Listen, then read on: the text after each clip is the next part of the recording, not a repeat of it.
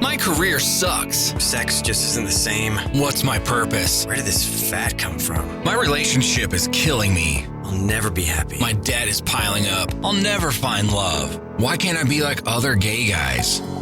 Hey guys, it's time to get a grip, stop whining, make a bold move, and do something amazing with your 40-plus gay life. Let's get to the show with your Tell It Like It Is host, Rick Clemons, who does his best to never act like a dick or a diva unless you act like one first. Hey guys, welcome to another episode of 40 Plus Gay Men Gay Talk. You know we're going to talk about something good every time you come into an episode, and I'm been really in a space in my own head these days, like aging parents, TikTok. Some grief has shown up in other areas of my life. Ooh, it's hard to swallow that. Intimacy with people in my world has been up and down. And more recently, lost somebody in my world, which all of you have as well. We've all experienced this as part of being in humanity, but even more so in our LGBTQ plus communities. These things oftentimes hit really hard, and we're not having the conversations. We're not really stepping into our personal awareness of, death. It's coming. It's coming. We know it's coming. And when this guest today reached out and started sharing, I'm like, this will be a really powerful conversation to have. Buckle up, guys, because we're going to talk about some stuff that maybe you don't want to talk about, but we really should, which is kind of what this is all about.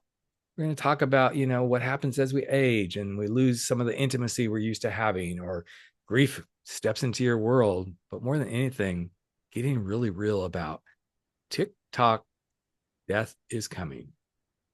And I don't want to make this a downer, but I'm so looking forward to having Ken Breniman join us here in just a moment.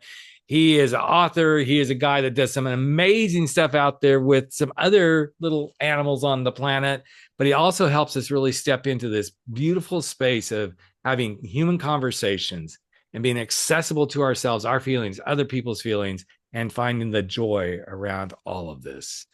So Mr. Ken Breniman, welcome to the podcast, brother. So glad you're here. Thank you so much, Rick. It's a joy to be here. He's getting ready to go on a little trip. We won't reveal all that, but he's doing this right as he told me his bags are packed. He's ready to go. Isn't there a song about that sort of stuff? But so leaving on a jet plane. You do a lot of interesting stuff yourself. Yeah, you're leaving on a jet plane. Jealous a little bit there, but so let's talk about what brought you into this space where you felt like we've got to step into these spaces and really own the absurdity of what we kind of want to ignore, like death and grief and all this. What brought you into this work, Ken? Well, you are already tugging on so many threads of this beautiful quilt of sitting together, Rick. That I just want to say, one of the most powerful things I think we can do at any point in our lives is internally or in exchange tell a brief origin story, right? And so gosh, I know this is a video, not everyone will see it, but when I was a child, I was fascinated with apes. I think my fascination with apes and my fear of Planet of the Apes kind of kept me alive in some way, because my imagination just got to churn, right? Nature called to me. And so as a kid, I know that people are listening, but I had this book and I'd keep it all along. It wasn't specially made. It was not specially made for me. It was just one of those books someone wrote a book about a kid named Kenny that had a monkey. Now, as 56-year-old, I don't think it's a good idea to have a pet monkey.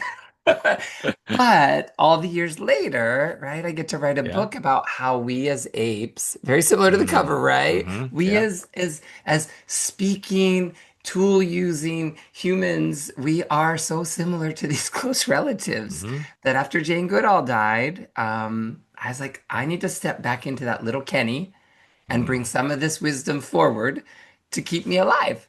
Right? For as long as I can do this work, I'll do this work with one another, but I need to, as we get to maybe later, I would step away and just do something for the planet. And it was Jane Goodall's death when she looked into the eyes of the camera and said, "World, I'm no longer here. What are you going to do for us?" Right?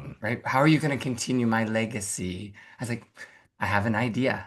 And so I'm linking. It's so fascinating how these things hit, right? like big time, like hidden. For those of you who didn't see it on video, his book is Submissive Acts, right? It's subversive acts of Subversive Act. humanity. Yeah. I feel like just that subversive act of humanity calling you to your calling is something that's huge too. And I'm not going to go deep into it, but everything I do in this stage of my life is because of that, like being called to it. And I sometimes wonder if I hadn't taken that calling, what would be, but then I'm like, well, then that wouldn't have been the calling. The calling where you are and the things you step into is what's meant to be for that moment. I don't know that this will always be what I do. I don't know that. Well, no, podcasting, I'll probably be like in the nursing home. Okay, it's time to go get it done again. You know, I don't know, but I feel like that's what I'm hearing from you is this beautiful calling, like, Jane Goodall. And then more than that, there's something within you that says, I want to have impact. And now you're marrying a couple of different worlds. So as you have started to do the impact work, give us a little insight. Take us into, like, other than death awareness, like what is some of the things and it can be death awareness too, but what are some of the things that you love stepping into this space with people because this is what humanity needs? What are some of those spaces, man?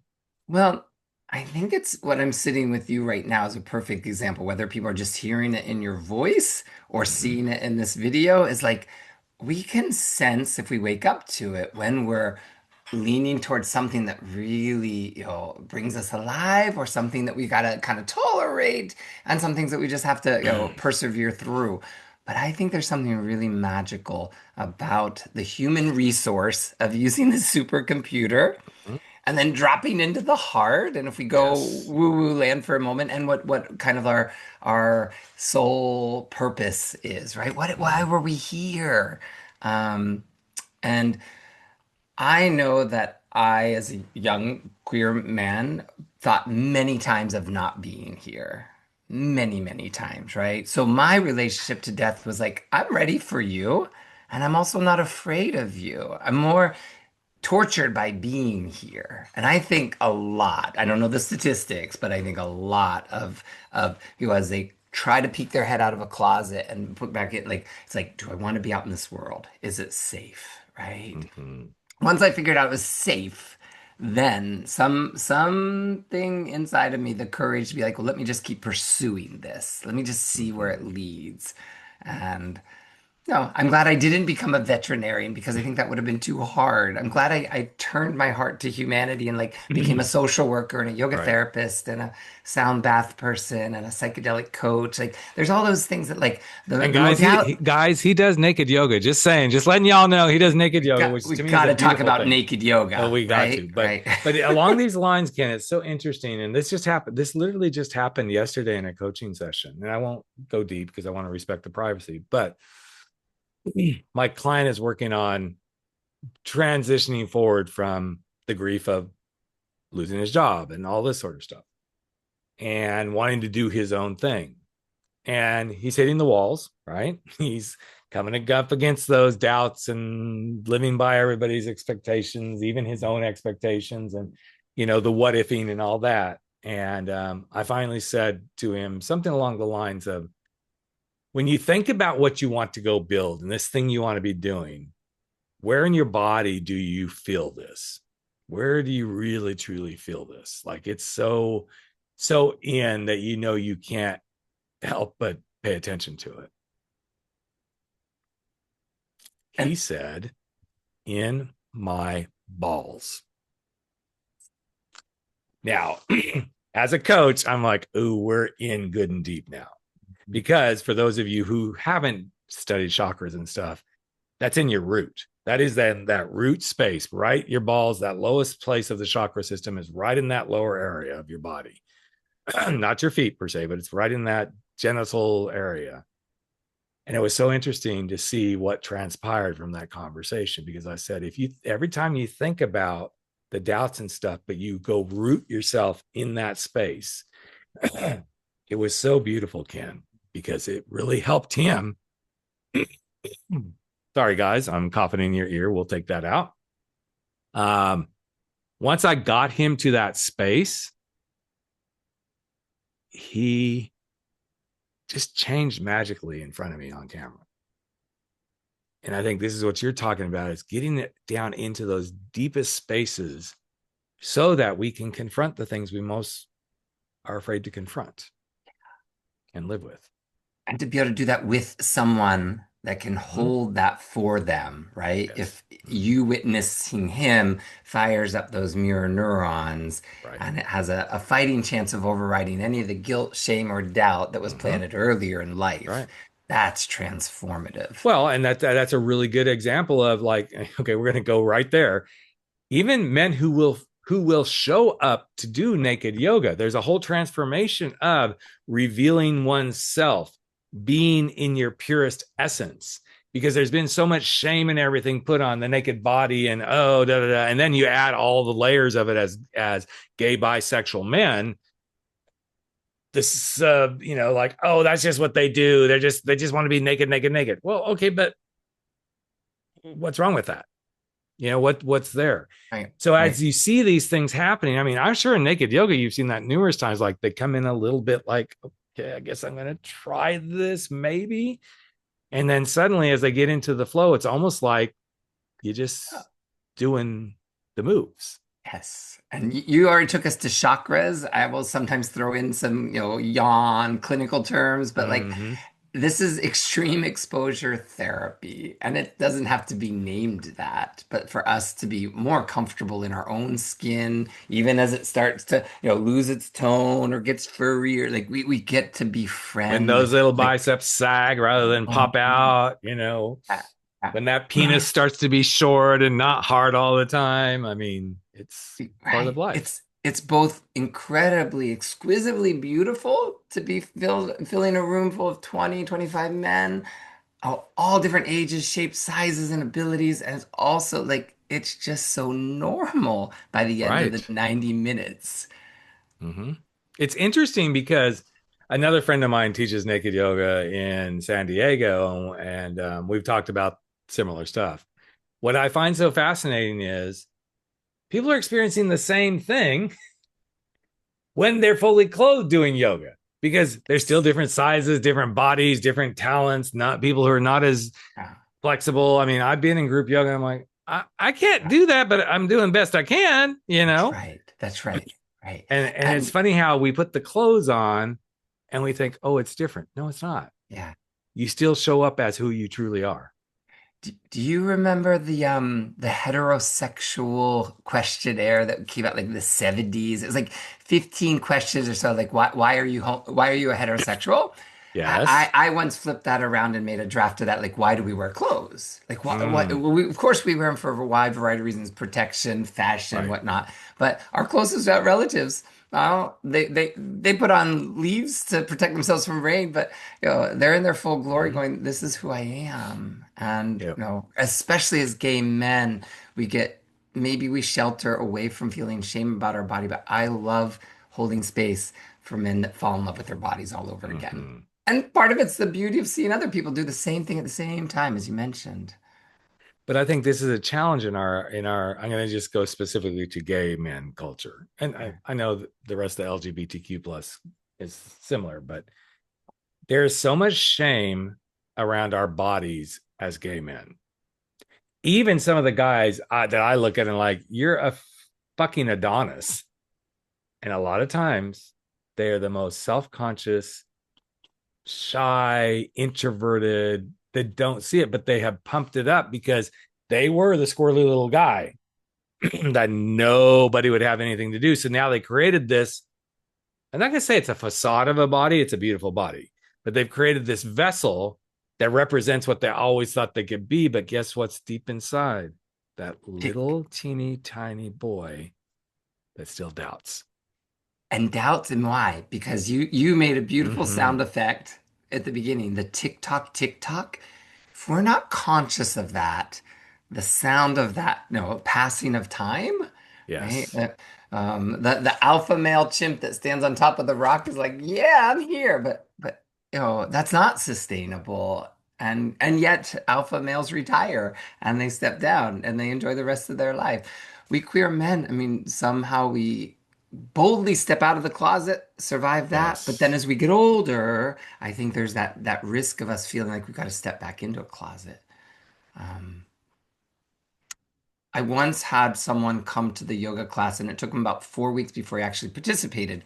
And he had a lot of childhood trauma, including sexual trauma, and he just wanted to feel safe in the space before he met any of the other students. So I would come early, we would sit together, and then eventually he met some of the students in the lobby, and then eventually he joined. And I was like, Mm, that is the pace at which many of us have to go, right?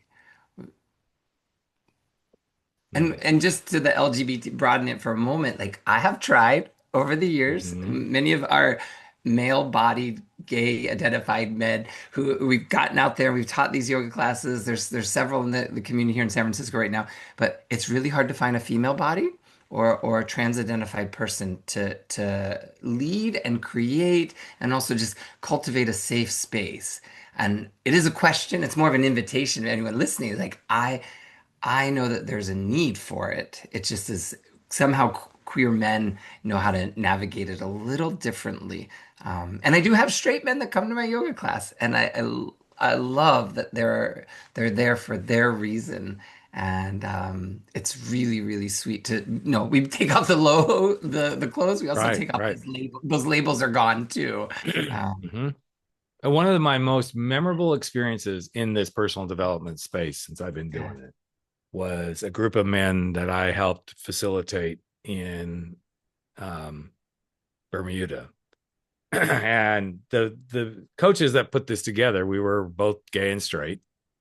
And I was so intrigued by what might happen, right? Because you got gay men, straight men. I don't think there was anybody, I don't remember there being any bisexual guys in the group.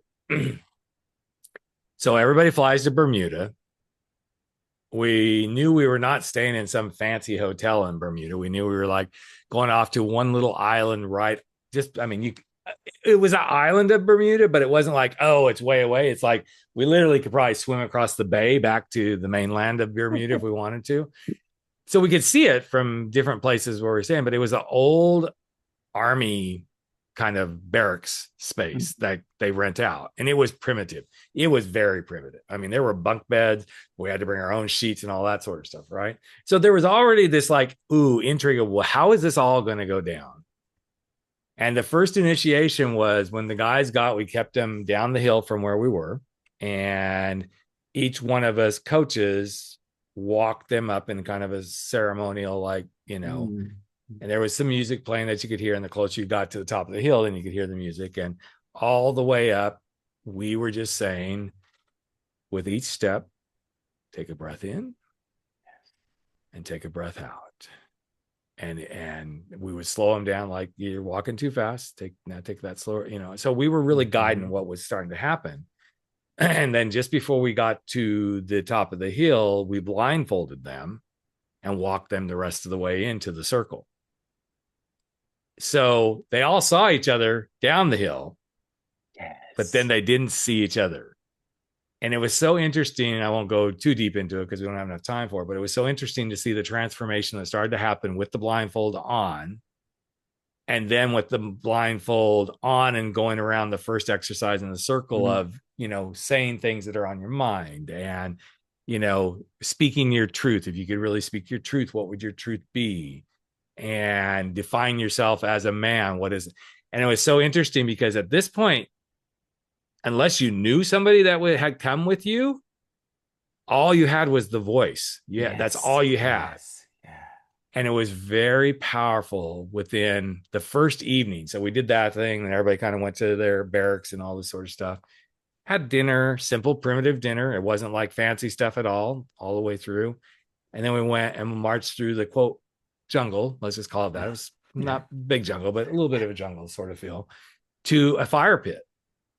Mm. And this is where the thing started to really open up and break down. What we thought was going to be like, well, we're going to be at the fire pit for an hour or so. The hearts opened. The truth started flowing. We did not leave the fire pit. We got there about 8 o'clock, so it was good and dark. We did not leave the fire pit until Mm. 4 a.m. the next morning because people had just already started to burst open. And I think this is the thing that you so beautifully brought in until I told this whole long story. Like, if we open up to our truths and our calling and how we want to be in the world, it is power. Yeah. It is privilege too. I think it's a privilege when you So, get to experience that. yeah. And we're walking two different paths simultaneously. I often Mm, say this when we're doing mind altering things like a sound bath or psychedelic journeys or ritual like that. It's like we seldom in this culture get rites of passage as queer men. And when it's right. offered, there's so much going on. There's co-regulation, right? There's being Mm-hmm. seen, there's being supported without being seen. Like, and gosh, I mean, I wonder if you ran out of firewood. You just got to keep the embers stoked Yes. because Yeah. that is there. And I love that it was blindfolded and you could hear the voices because this does get us back to the personal death awareness theme of like, I Exactly. think when we close our eyes, we can revisit that circle of men holding us or that circle of loved ones or circle of continuing bonds with the deceased. Like Mm-hmm. we that is our it's almost an imperative as we get older to find something that when we go inward, we're not alone. Mm-hmm. And so many gay men go inward and they feel alone. Alone, right, right. And that's part of the reason that I wanted, you know, to build this podcast, because I know this is, Mm, I mean, it's not just guys over 40, but it's pretty rampant in the gay men over 40 crowd. Like, right, there's right, loneliness, and COVID didn't help. I'm going to be honest. COVID didn't help that situation whatsoever. And now with the closing of places to gather and all that stuff that we've been right. seeing throughout, even in the bigger areas like Castro and all that. I mean, we see it. I mean, we drove through West Hollywood not long ago, and I was like, okay, wow, Mhm, well, this is mhm. different. You Yeah. know, this is completely different. But I think that space that you just opened up to is that awareness of being with self can be scary and lonely. You add into it the TikTok of, I know I'm not here for long. You know, my dad is 83 and I haven't lost a parent yet. My husband lost both of his. I'm not predicting how it's going to go for me. What I know is I'm stepping into the awareness of, I don't know how it's going to go for me, because I think that's my stepping into being with it and being super aware. But so many gay men are not thinking about, how do you come to relationship with death. So when you talk and work with guys around this, what is some of the ways you guide them into those conversations, Ken? Well, the way I would sit with you as my friend is I would say, no one trained you to be a podcaster, and look at you Mm-hmm. now. Yep. No one is training you to be a doula for your parents. Look at you now, right? Mm-hmm. There will come another plot twist in your life that will be unexpected. And we are here now to build capacity or resilience for that. Mm. Um, Still new. I'm gonna flash it though. I've got one copy of my Mm. new book, and That's it's sort awesome. of it's sort of semi-autobiographical, but it's called Sea Soul. And I'll give it all away. It's about me as a child being introduced to death really early and freaking out as Mm. dead bird and but then there's also these dreams that came like death isn't your enemy. You know, you're afraid of the unknown for sure, but death is not the enemy. It needs a place at Mm. our table each and every day. So the earlier we get introduced to that, I think the longer it takes us to recalibrate for our mortality. But the both and path of you taking them to those Mm-hmm. barracks, right? And the both and of the COVID is like this, is it an ashram or is it a Mm-hmm. prison? Mm. And we sometimes feel like we're a prison in our own brain, but we can also find liberation. It ain't easy. It is not Mm-mm. easy. Mm. I want to say one more thing about kind of where we're at and maybe Yeah, our absolutely. life cycles is, Eric Erickson and his wife Joan Erickson, they did this psychosocial model, and I Mm. just the three that I'm thinking of right now is and I don't know if I got them in order, but I thank you, Joan, for reminding me of this, is that we either go through stagnation or generativity. I see a generative man right before me, right? We don't stagnate, we keep going. But then there's this hope versus despair, which is I think what Jane Goodall taught us, Mhm. keep hope alive. But Joan Erickson, at the end of her life, she goes, we got to add one more thing to icing on the cake of this model. It's gerotranscendence. And she just Mhm. introduced the term. She was too old to do any of the research, handed it off to some Scandinavian people. And what's cool about gerotranscendence, I love saying it, just is it happens naturally. And I think Mhm. even these diagnoses, people are going inward, and sometimes we lose them, and we can hold them and love them, but that inward turning is inevitable. Mhm. And it can be a gift, but it could also be the gift that you just don't want to receive. Um, But if we receive it as a gift, I think that's the difference. yeah, It's a yeah. huge thing. And, I will say this, and maybe, well, first, since you brought up you used something that I'm like, this really like struck me. So as soon as you said the word plot twist, I'm like, well, if he's going to talk about his book, I'm going to talk about one that's in development too. And this is like, now this is like, okay, Rick has got to be very committed to it. But I have been working on this book since COVID started, and it was called Unapologetic, and I did shop that out and like wasn't landing. And I'm like, okay, well, and actually a good agent friend of mine said, I don't know why you're shopping this out to the Hmm. masses. He goes, why isn't this book just for gay men? Well, that was kind of the bitch slap I needed, like, wake up, Rick, this is what you're supposed to be doing, right? So we I've been reworking it a lot, and it has changed. So now instead of it being unapologetic, it's called Perfect Detours, a gay man's guide to handling life's plot twists. There's the plot twist when you said I got excited, and his own bullshit. And I'm really fired up about this because it is that, like, it kind of in your face space. And because of the plot twist that I do see coming, and I don't know what it's going to be, I know it's inevitable. My parents will go at some point in time. But I remember standing by my grandfather's bedside, and it was him and my mom and I and the hospice care person. That was it. The three of us were in the room, kind of like it was the room where it happened. Okay, I will do a little, Hamilton reference there, but I can't help but think that that was delivered to me Mhm, so I could be witness mhm, and walk through it. There's mhm, nothing like hearing that last breath. And it wasn't because he said anything, because he was already to the point where he wasn't able to speak or anything. It was chilling and wonderful and sad and exciting. And I remember walking out of that room to go call my husband and say he's gone. But there was almost this joy, this acceptance. This was given to you, Rick, as a gift because I got to witness it. Versus my husband's dad was killed in a car accident, instantly gone.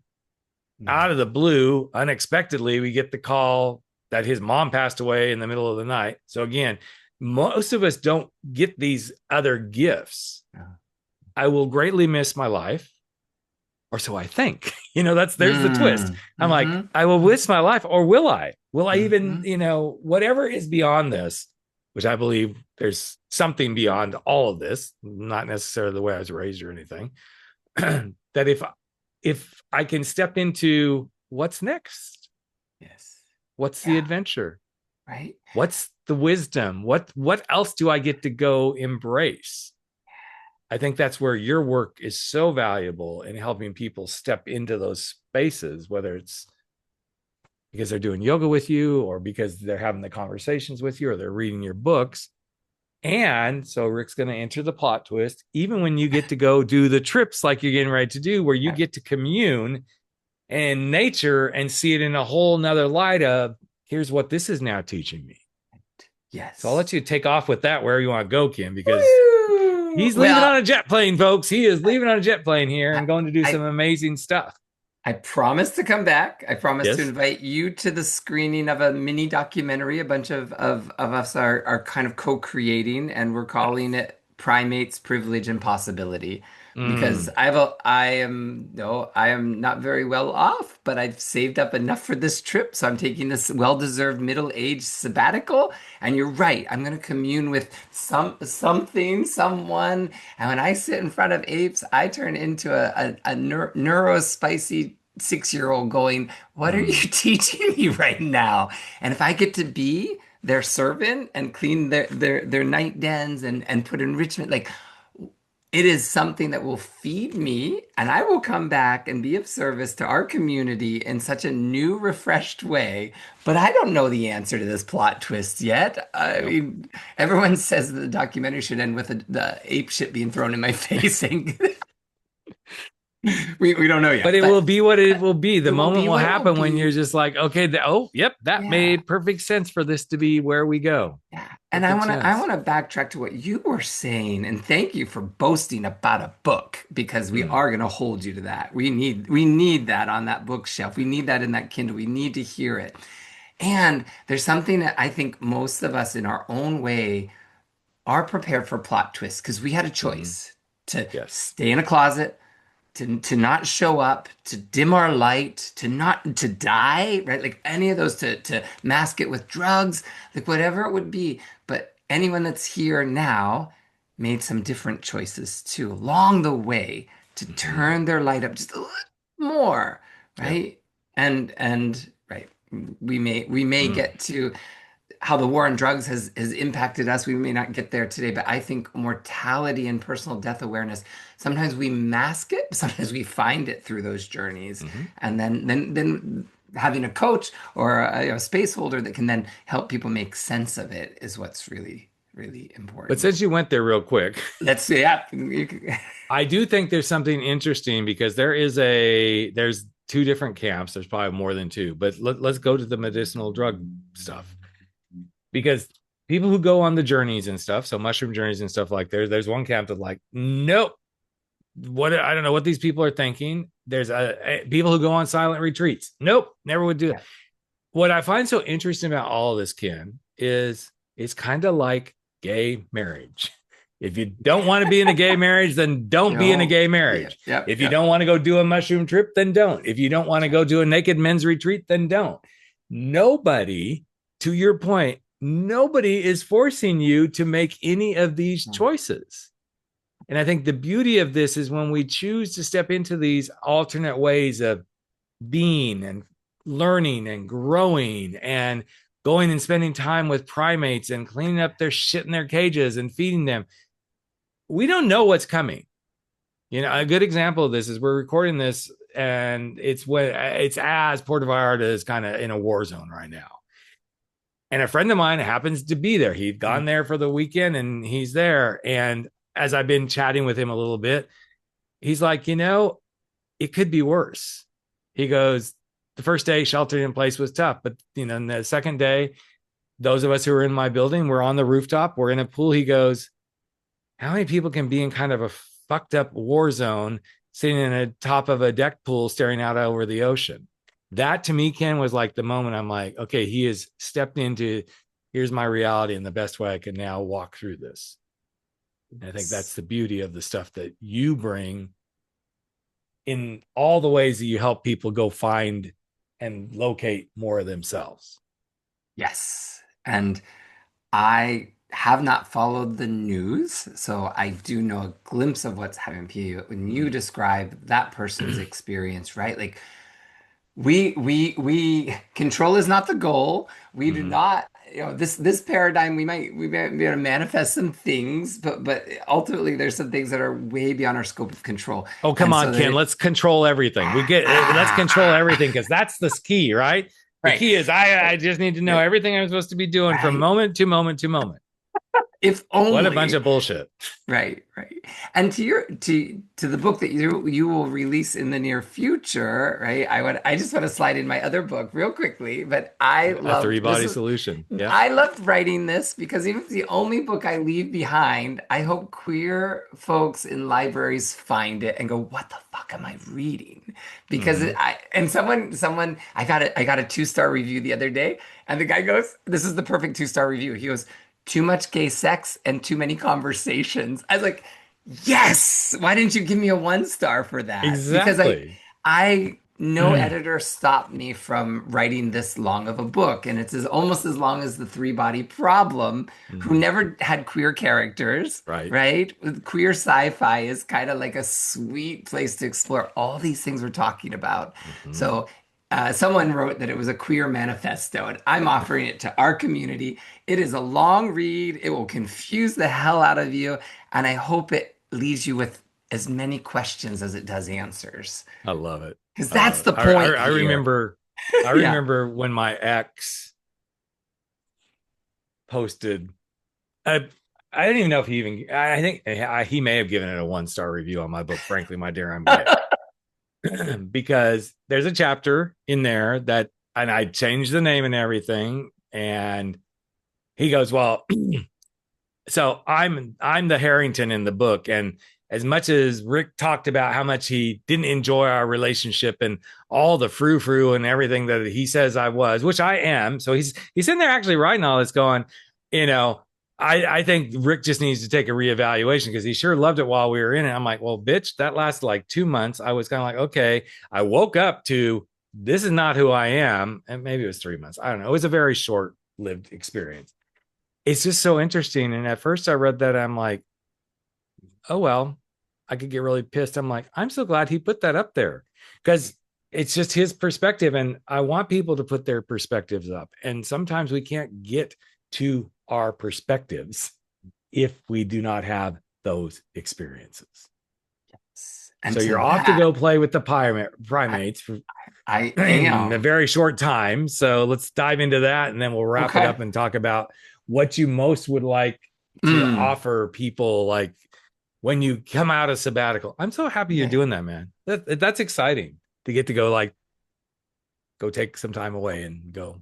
Actually, Yeah. real quick, I'll interject this. I remember when one of my clients did something very similar. He went all the Mm. way to Africa to work at a rhino reserve where they rescue rhinos. And he's like, I have never shoveled so much shit in my life. And I've been forever changed by the whole experience.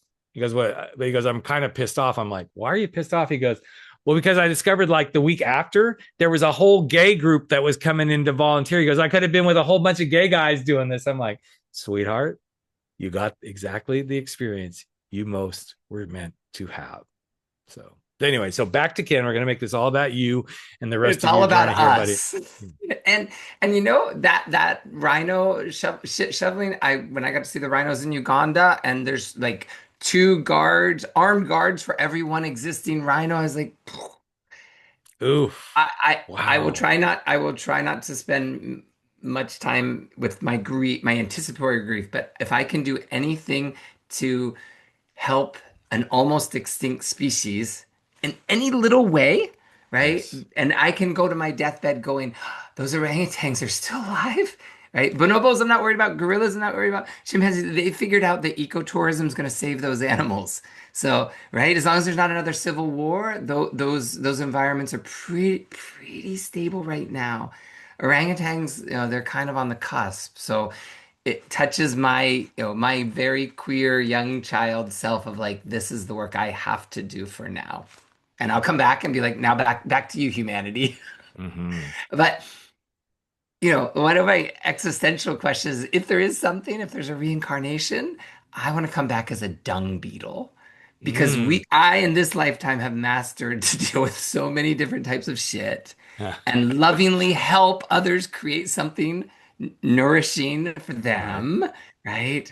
So if I can just come back and roll those all my life, then I'll be There you set for go. that. That's awesome. It is interesting. We were kind of hiking along the coast here over the weekend. Mm. And it's absolutely gorgeous here, folks, where I live now, in Central Coast, California, because of the rain and everything. It is green. Just that beautiful rolling green hills, and the green is so intense. And now the poppies are starting to show up, and some of the flowers are about to have the super blooms kicking in.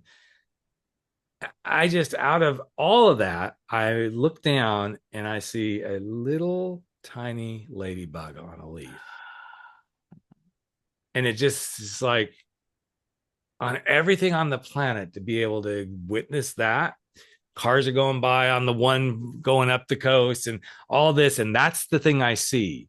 It was one of those moments, Ken, where I'm like, this is why it's such a privilege to be alive and to be able to witness those things. Yeah.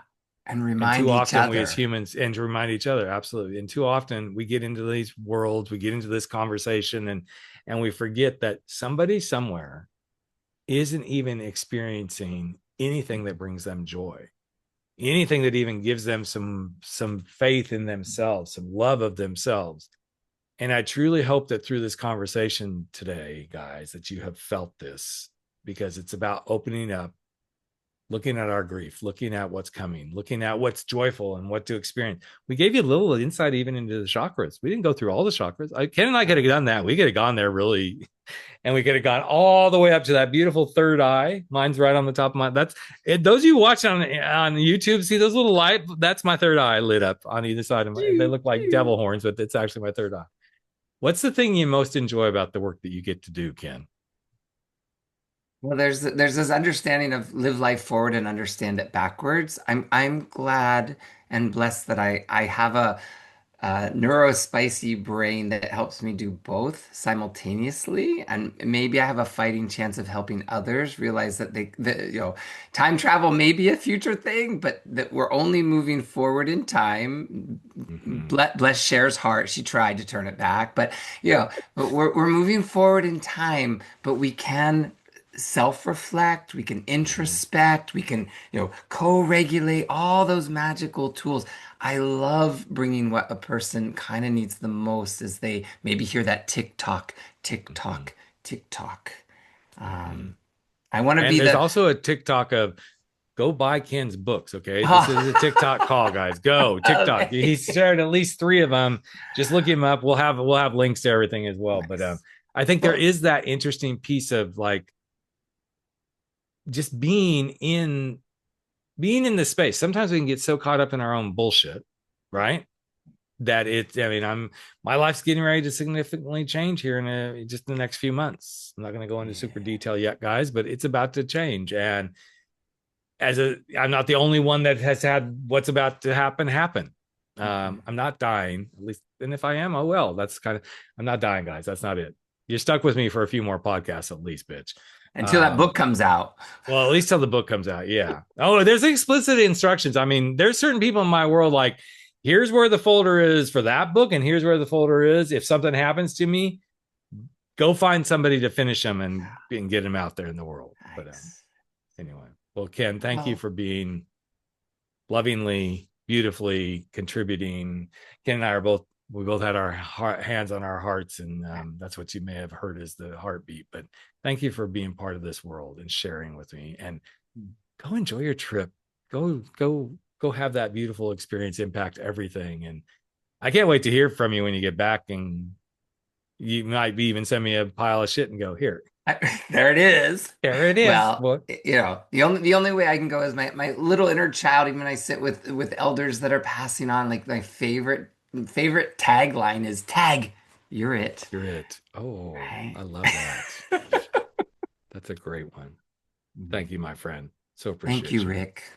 And guys, thank you for being part of this. Everything about Ken will be on the show page in the website. And if there's anything either Ken and I can do, you'll be able to reach out to either one of us. He's in the Bay Area. I'm on the Central Coast. You guys know how to get a hold of me. But if you're struggling, you need some guidance, please lean in and let that big heart get filled. So thank you, everyone, for being listeners. And hey, we'll catch up with you in just another week with another episode. And don't forget to join the men's chats on a monthly basis. If you want to have community and you feel like you can't, they come up every month. Once a month, go to the rickclemons.com website or Gay Men's Chats. I even make it easy. It's gaymενschats.com, guys. Go there. You can sign up and be included. Otherwise, go out, have a wonderful day, and never stop being your unapologetic self every step of the way. And get your own orangutan, okay? Go get your own orangutan, okay, folks? For those of you who are on YouTube, you know exactly what's going on there. But all right, everyone, thank you so much. Have a great week and take care, and see you soon. That's a wrap for 40 Plus. Gay men, gay talk, where size doesn't matter. We drop our bullshit, get over our screwed up fears, make bold moves, and live life without apologies. Don't forget to join us on Facebook at 40 Plus, Gay Men, Gay Talk, where the conversations continue.